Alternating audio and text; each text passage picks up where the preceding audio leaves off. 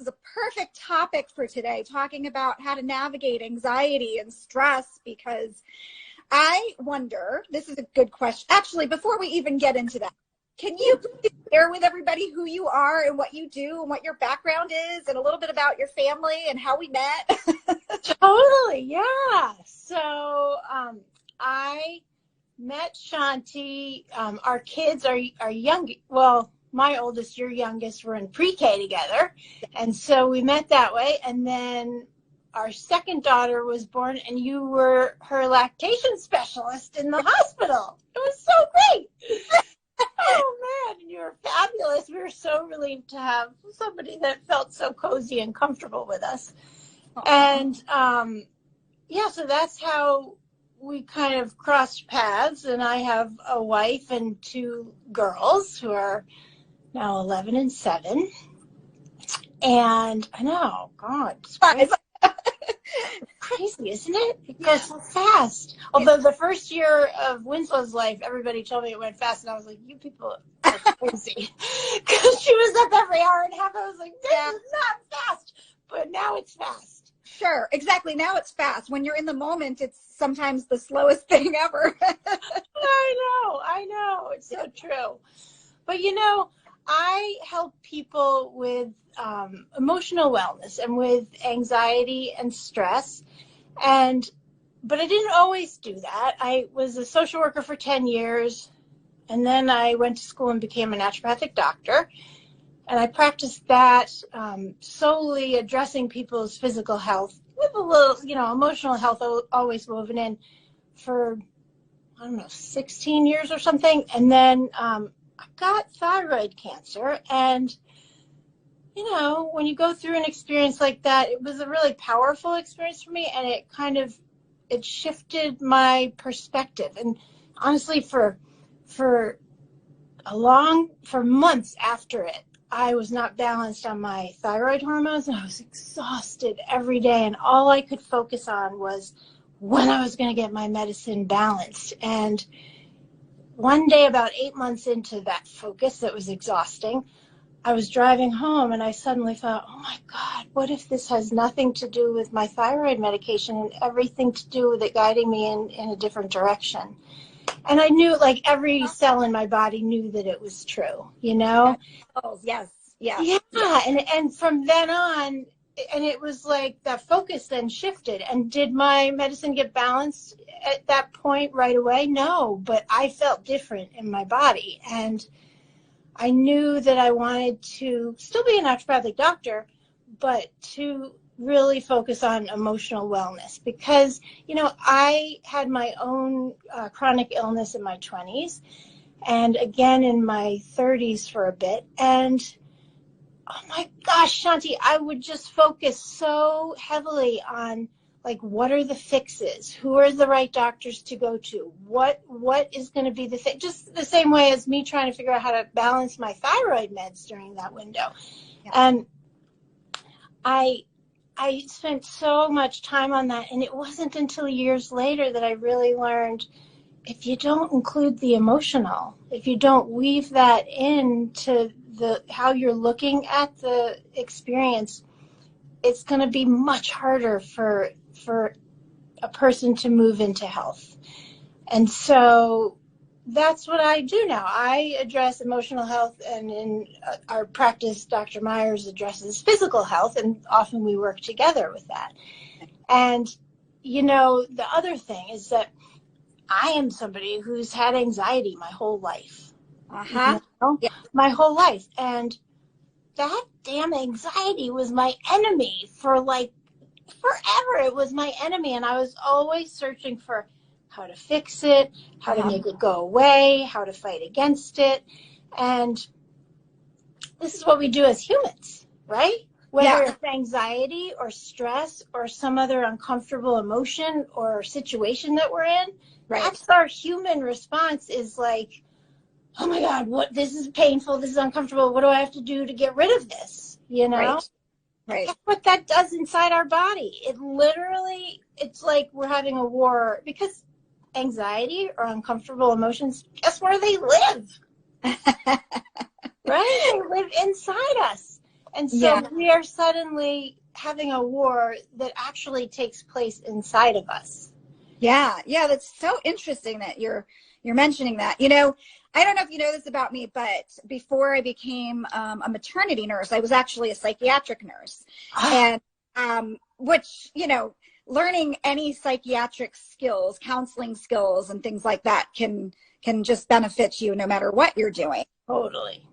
But I self-diagnosed myself, of course, with anxiety and depression. So I never actually got treated, you know, in the traditional way for it, but it's always been present in my life. And I've always, you know, collected tools to help me work with it. So it's there. And I'm sure, isn't anxiety like, I mean, I don't know anybody who doesn't have anxiety at some point or another. So it's just, you know, I'm always very focused on tools that can help me manage it. And my tool bag is really big. Yeah, totally. I'm always excited and interested in learning more things. And sometimes I go through phases where I use certain tools for some forms of anxiety and other tools for others. And sometimes I use a tool for a while and then it doesn't serve me anymore. And then I look for something new and interesting. And so I'm super curious to know what kind of tools you use for yourself and your family, and also, you know, what kind of tools you recommend for all of our amazing listeners right now. Totally. So there are a lot of tools, and it used to be a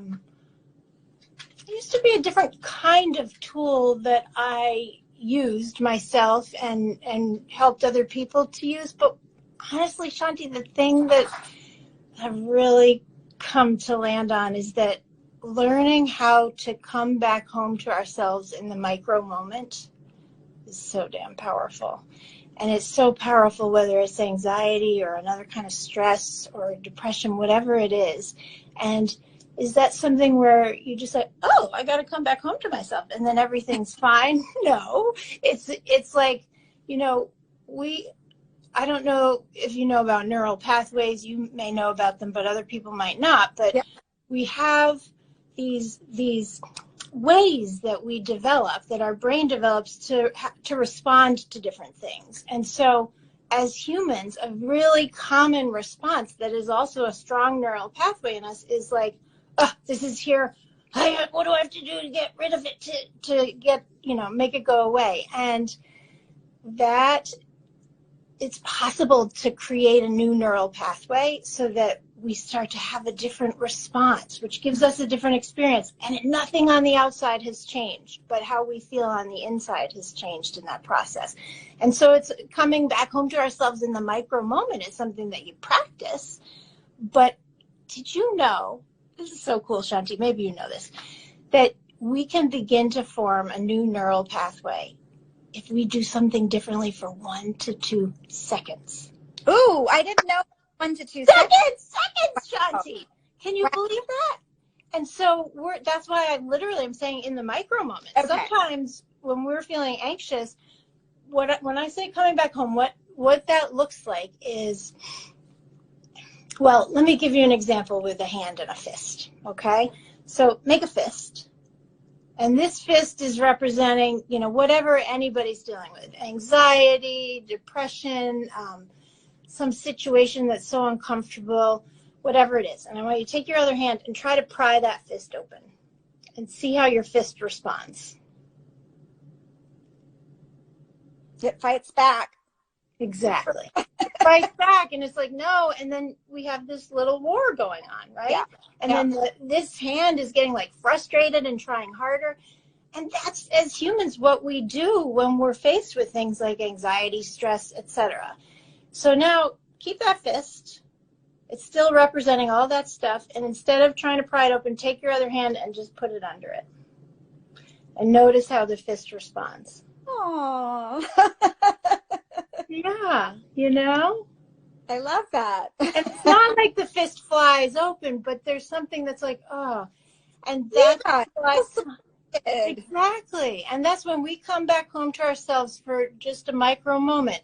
So let me tell you what that has looked like as I've started to navigate my anxiety differently over the years. It used to be that this is what I did all the time when anxiety would show up, right? Yes. And then I started learning how to turn towards it, which in the beginning I was like, are you insane to turn towards this horrible feeling thing? But the strange thing is how quickly relief comes in when we start to practice that. And so,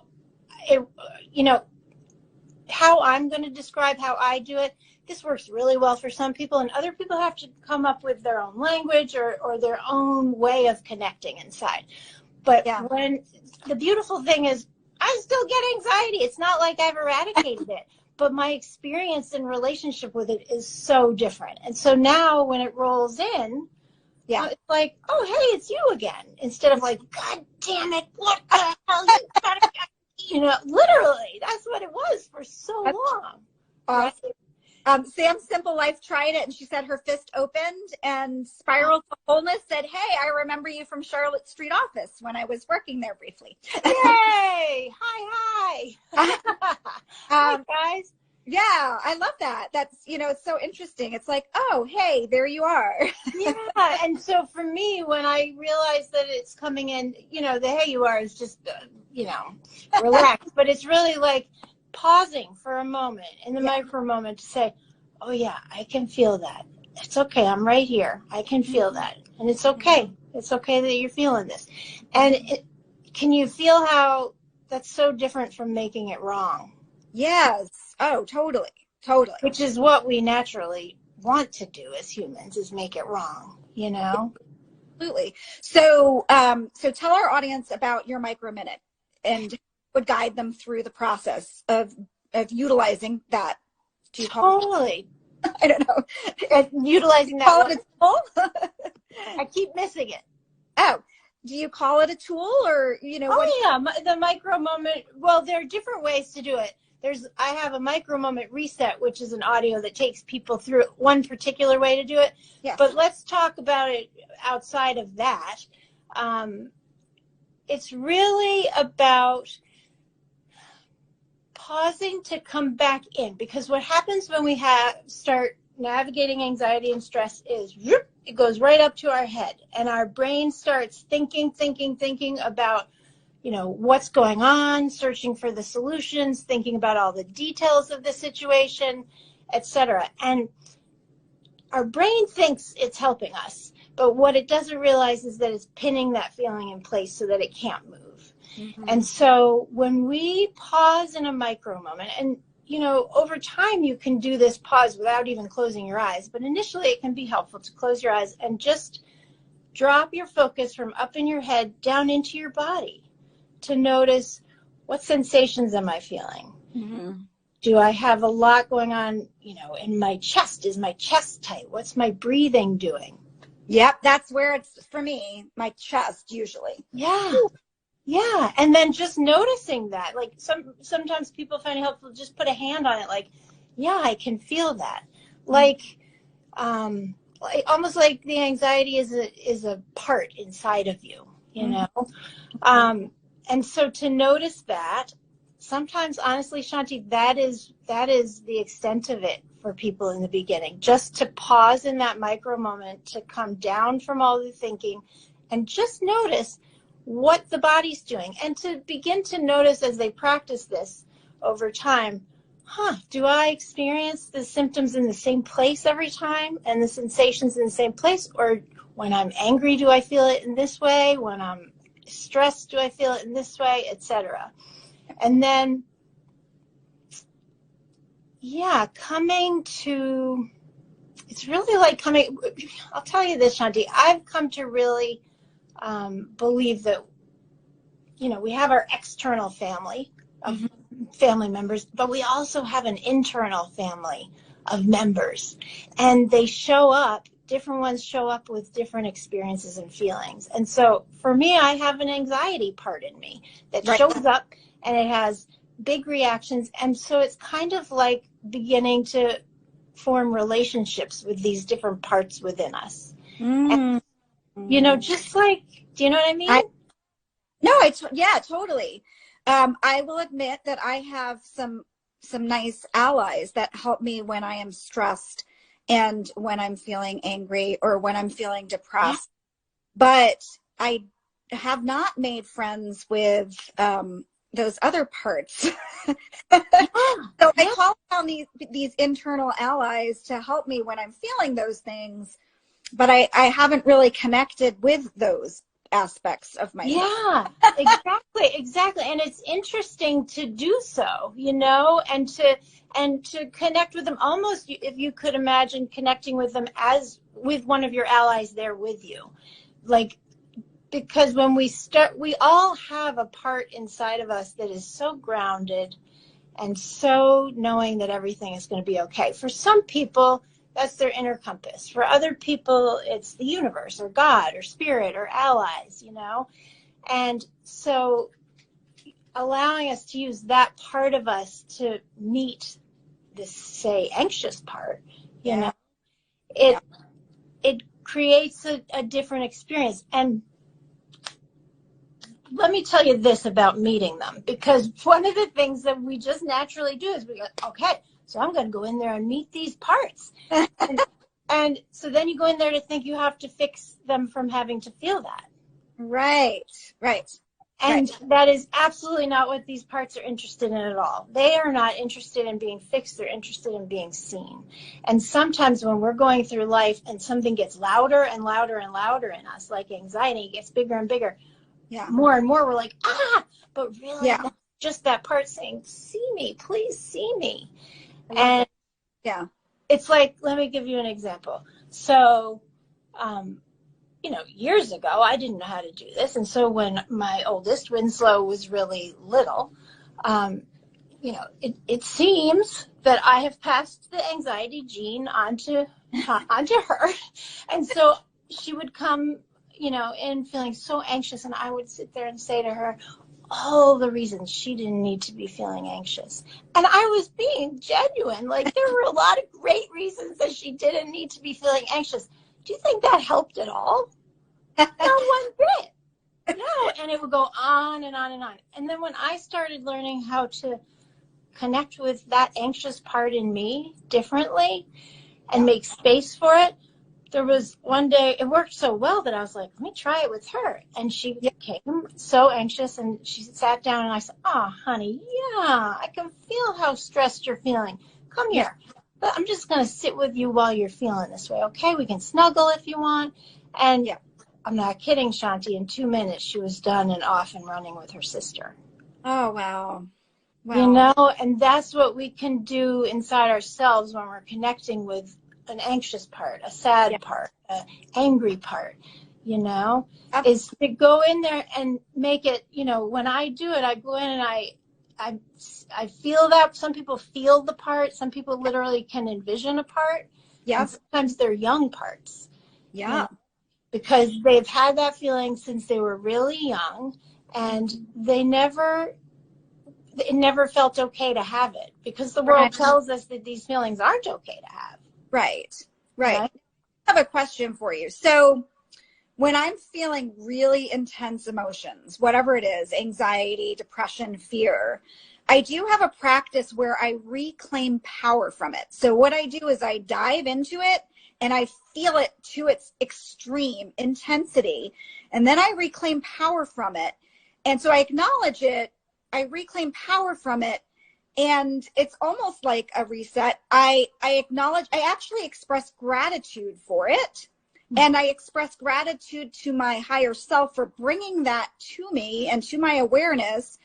And I express gratitude to everyone who played a role in whatever that issue or feeling was. And then I feel my connectedness to universal love. Yeah.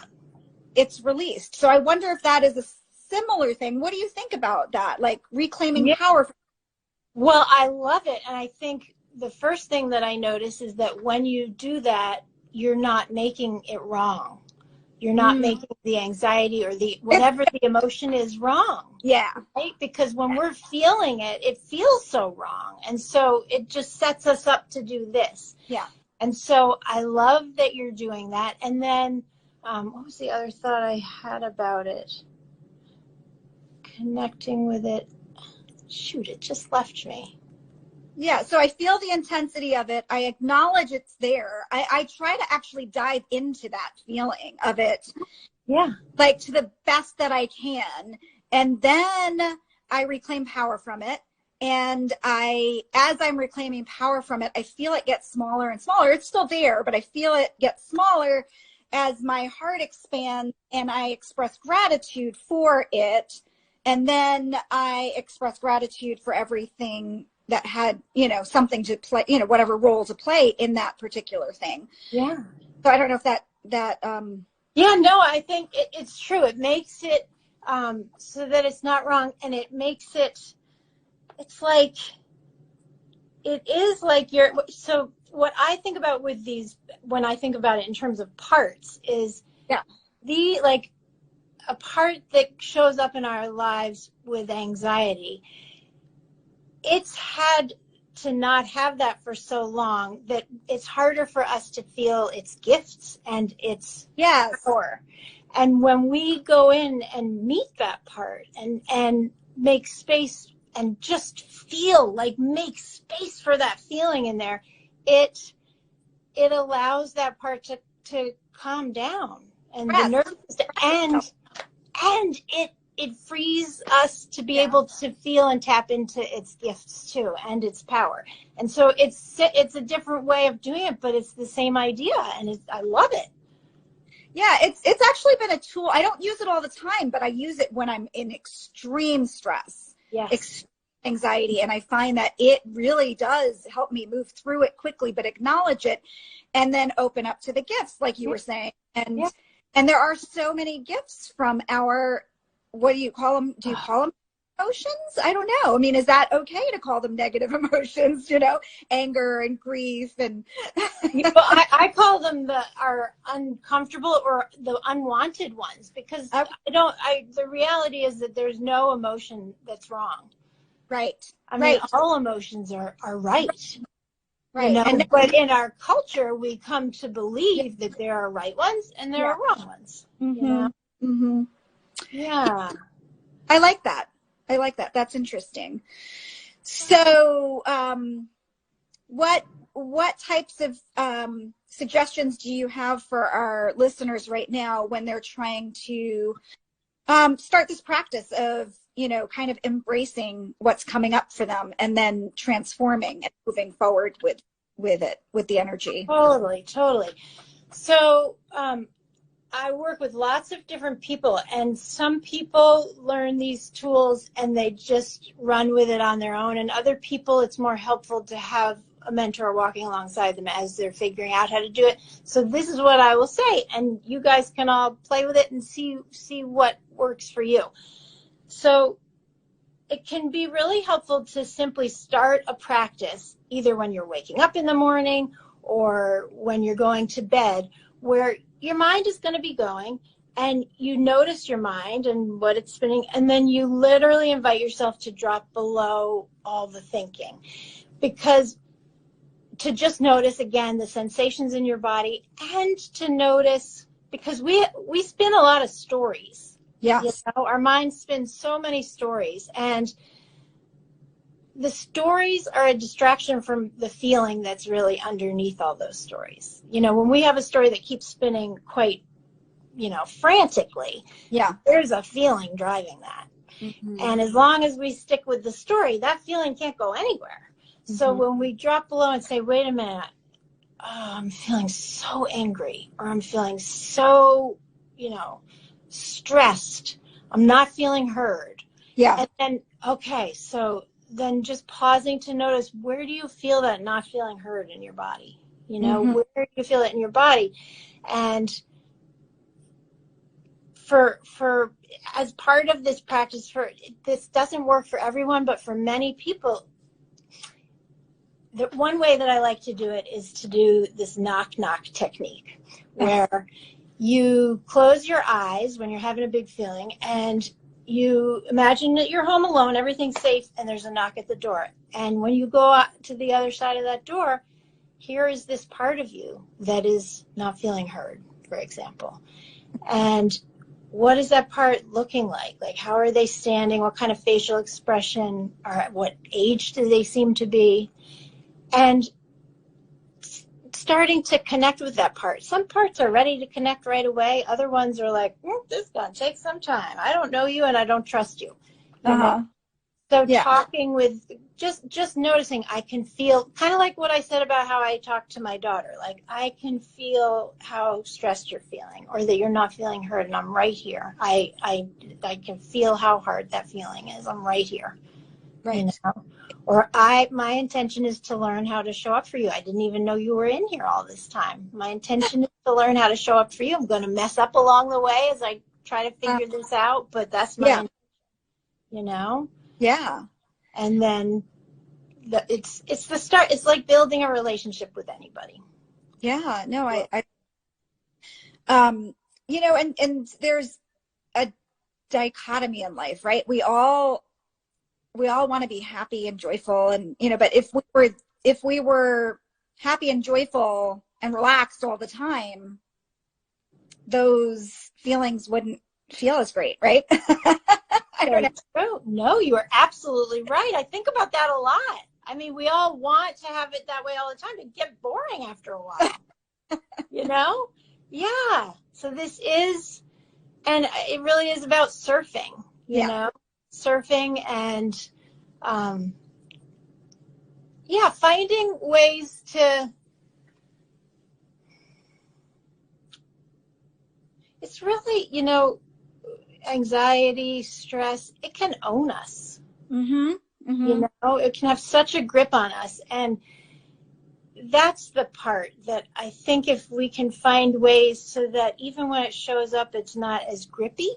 Yeah. Or we have tools to go inside, to come back home to ourselves, up from in the attic, you know, the attic, and to just be present. Yes. Even for a micro moment or two. Each time you do that, even because what we don't want is to have to, like you were talking about, going in and really being with the feeling when it's so uncomfortable. And sometimes some of those feelings, that's intolerable to have to sit in it for more than 1 to 2 seconds. It's absolutely intolerable for someone. And it is so important not to push past that. Mm-hmm. So that's why I'm literally talking about a micro moment or two, whereas for 1 to 2 seconds or until tolerance. And when you hit that point of tolerance, you stop. And then you do other things. And then a little while later, you try it again and you feel it.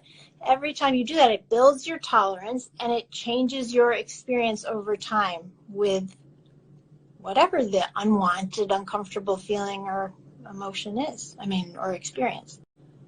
Yeah. So let's talk more about how it builds your tolerance over time. Like, you know, I feel like I've been dealing with my own personal anxieties for years, and I do notice that I respond differently, and I am, you know, maybe I'm recognizing it more quickly and acknowledging it, moving on. But all of us, like, does it ever end? I mean, like, are we always going to have anxiety and all these intense emotions, and why do some people have more than others? And is it, you know, our genetic makeup? Is it our brain chemistry? Can you speak to that a little bit more?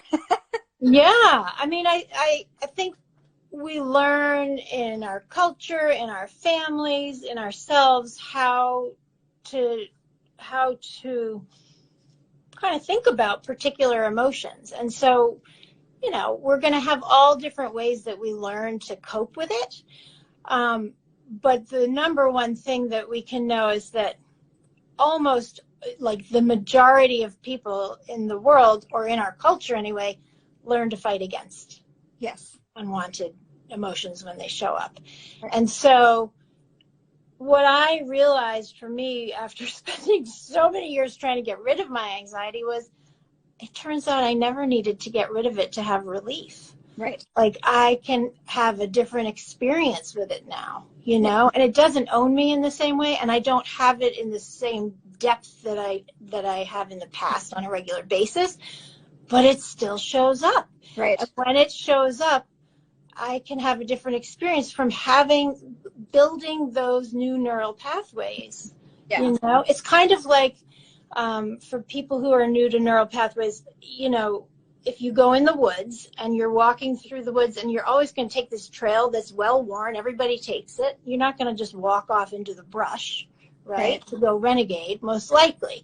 But say you hear that there's this really cool thing in the middle of the woods and there's no path. So you go off, you know, off trail, and you find you love it. So you keep going back there.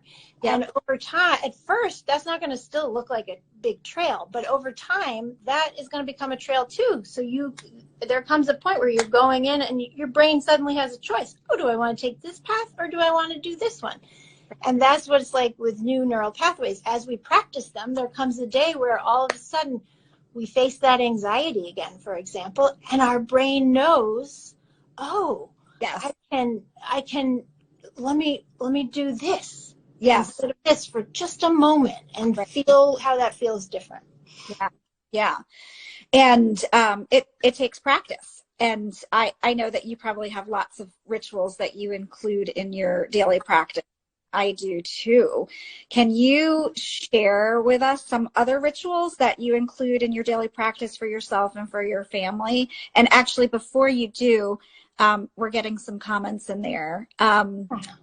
So Reds and Bees says, yeah, we work together instead of fight. And Beverly Rochester says, I agree. And I know that there were a few other comments that we may have missed, but thank you everyone for listening and commenting and being a part of this conversation. It's so important.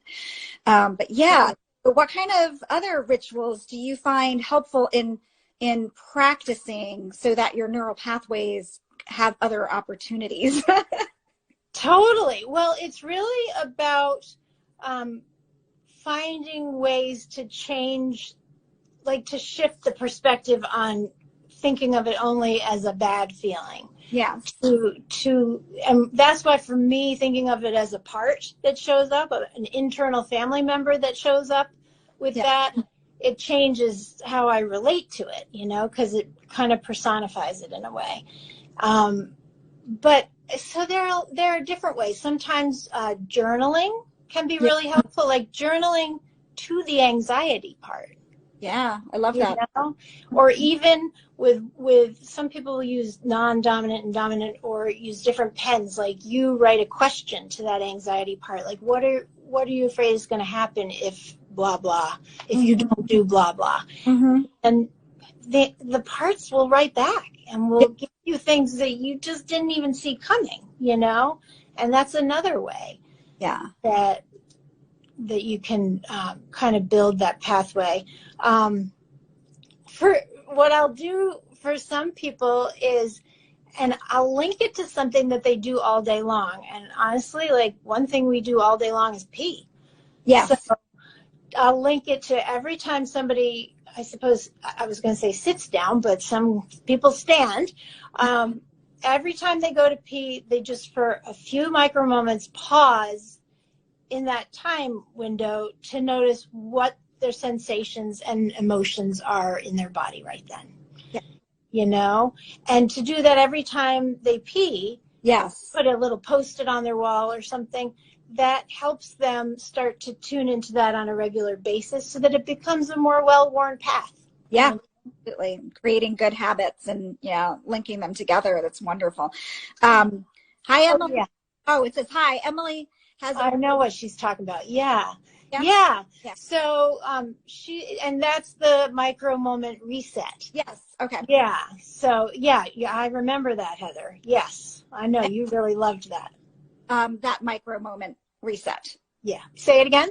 How can people access that micro moment reset? So it's on my website under free gift. And if you're on IG, you can go to the link in my bio and it'll take you to a page and you'll see micro moment reset on there too.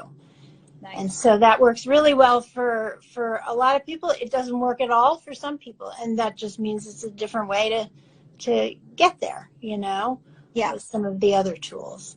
But it really is about finding all different ways to pause in the, it's like when I would get, Shanti, maybe you're very peaceful and calm when you're trying to get your kids to school, but I am not. generally. And I'm like, okay, come on, guys, come on. And when they were really little, it was like, come on. And then I would get in the car and I'd start driving down the road wildly. And one time my older one said, Mommy, you're driving so wild. And I was like, oh my God.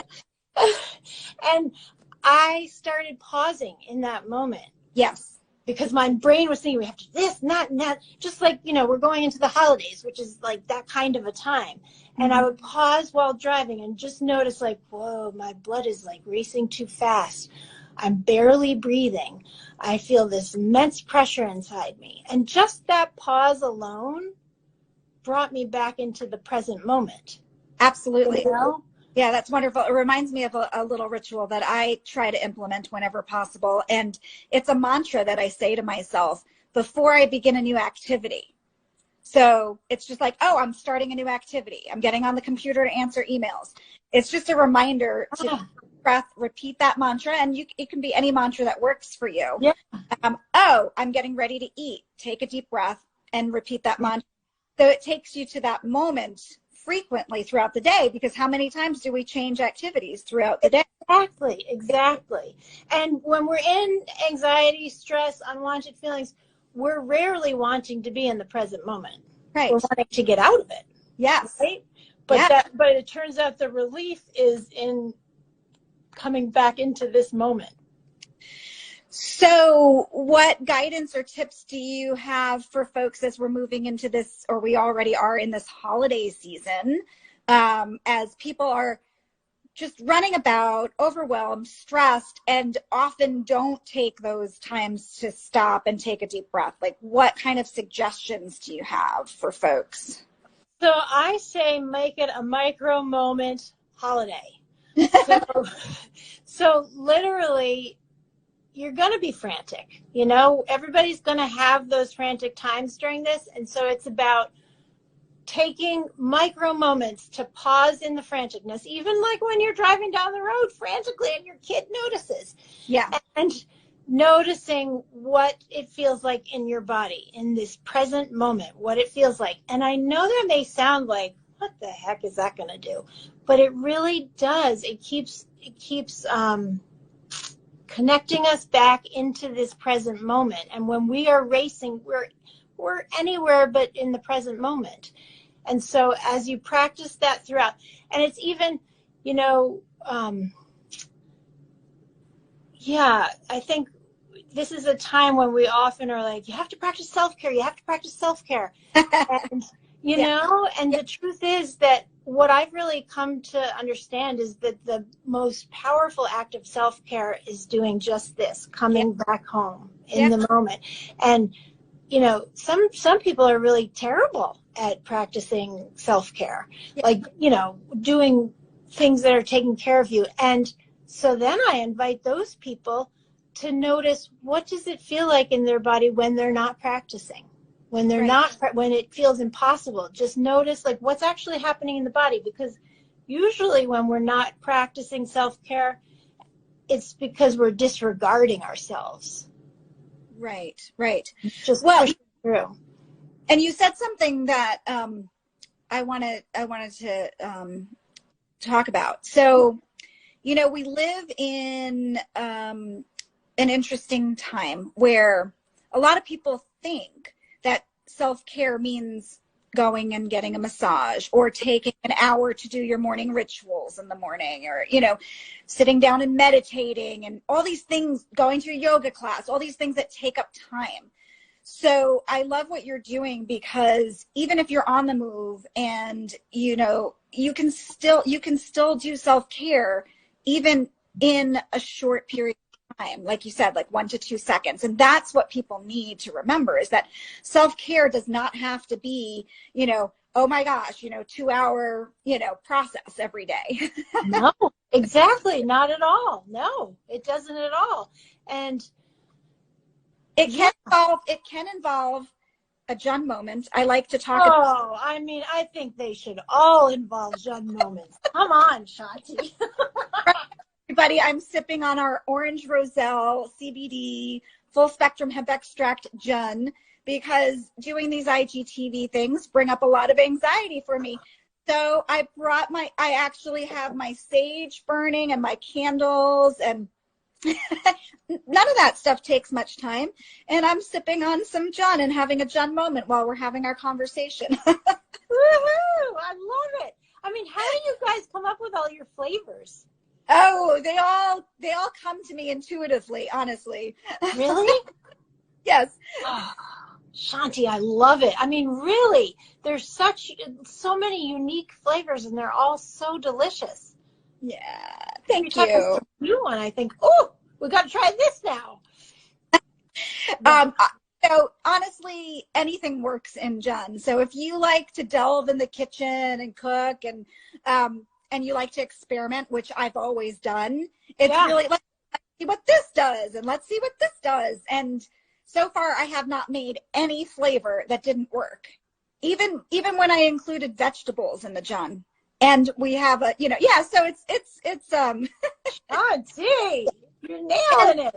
And speaking of things to do to help with anxiety, all of you who are listening, we have do-it-yourself brewing kits. And it's so much fun to do for yourself or for your friends, family members. And it's a beautiful activity of gratitude.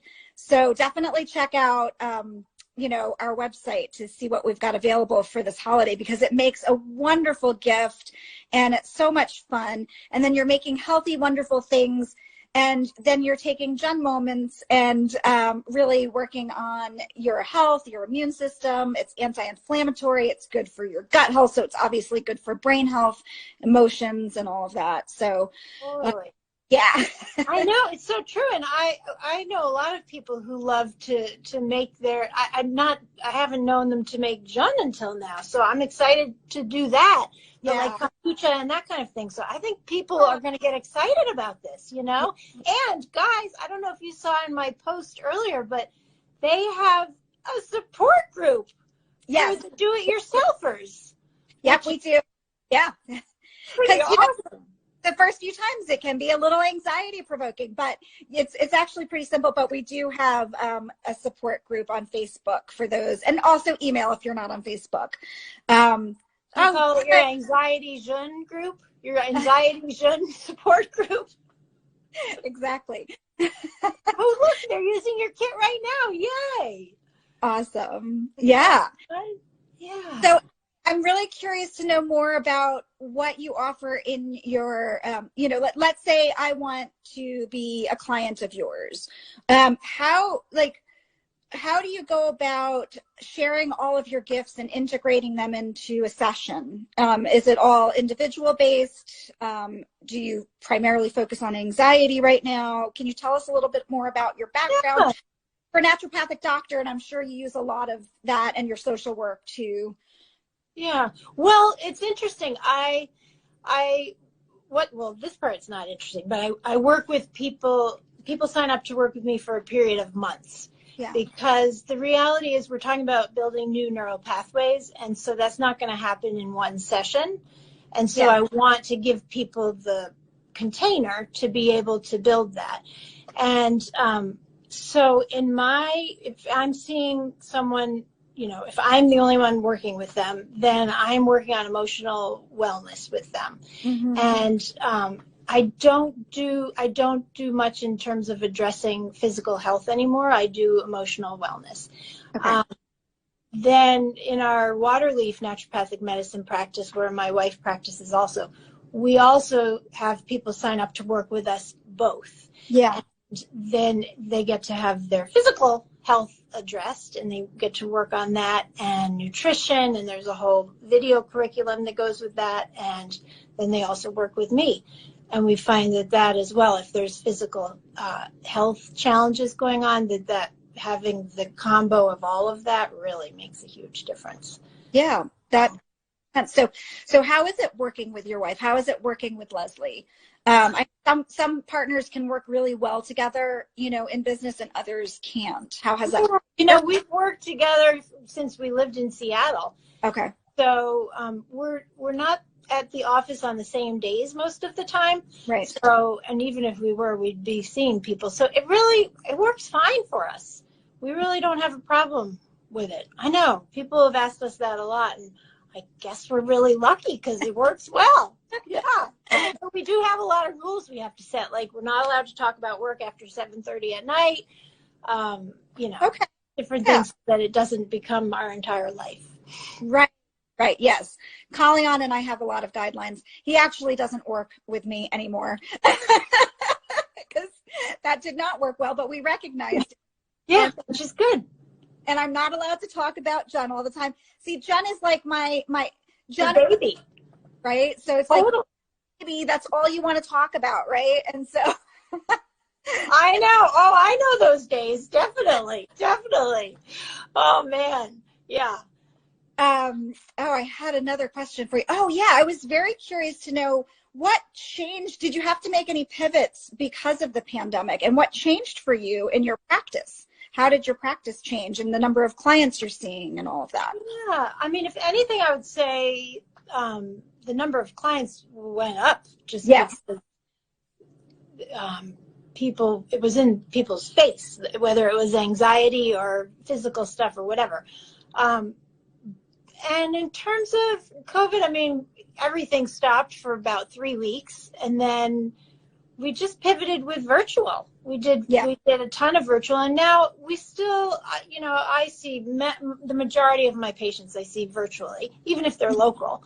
And then we still see some people in person too. Yeah, so it's really worked fine for us. And I think, as with a lot of people, we've learned that the virtual can work really well. Yes. Yeah. Which, is great. And it makes it easy for a lot of people. Right. And it's a way for people to feel more connected during this time of isolation. So great that you have this amazing service available. And I think you said you have clients from all over the world, right? Mm-hmm. Yep. I work with people all over the world. I know. Isn't that crazy? But I think that's part of Instagram, how that started. Well, some of it was outside of that, but yeah, I mean, it's crazy. I didn't expect that, but it's great. I love it. Awesome. So what are things that you do for joy? What kind of habits do you instill in your daily practice or life to bring yourself joy? And well, humor for one, because I really dig humor a lot. And so we are joking all the time in our house. Nice. Dance parties, walking out in nature, I really, really love. And then just simple things, music, and just little. I mean, it's crazy, but a couple of years, I think it was during COVID, Leslie and I started doing crossword puzzles, and interesting. We're kind of obsessed with them. I laugh. I say, "Are we like these little elderly people doing crossword puzzles now?" But it's so fun. Oh, yeah. So that's the kind of stuff. What do you do for joy? Oh, gosh. What do I do for fun? Actually, when you mentioned dancing, I absolutely love to dance and don't do it enough. So I need to put some music on and do some more dancing. But I love to listen to music, and honestly, I love to listen to audiobooks that talk about positivity and upliftment and self-care. It brings me a lot of joy. Totally. Do that. And I love snuggles with my boys and our pets. And they still snuggle. This is so good. Not as much, but certainly Nari does, my 11-year-old. Thank goodness. So what last words do you have for everyone who's listening in today, or folks that are going to listen in later on? Any tips or words of wisdom or anything you want to leave our audience with for today? Yeah. I think, not to sound like a broken record, but I really think that taking those micro moment pauses in our lives can change our experience with the hard days and the hard emotions that show up, for us, and that we have to navigate. So developing those pauses to just notice what it feels like inside your body in that moment, and to just notice it, not to try and fix it, but to just notice it. It it may sound like that's not a lot, but it changes as you practice that. It changes your very experience with these things. So it's so powerful. It's so simple. It's so simple. So that's, and if folks want a little more guidance, what's the best way for them to get in touch with you? If they want to, like, you know, just get some more information and maybe have a consultation with you, what do they? So they can reach out to me on IG. They can go to my website at Dr. Emily, EMILY, Colwell, COLWELL.com, and hit the Let's Chat button. And then we'll get connected and have a chat. Awesome. I can visualize all of these people all over the world just having these wonderful micro moments, you know, and it just makes, I'm actually excited for my next anxious moment so I can practice.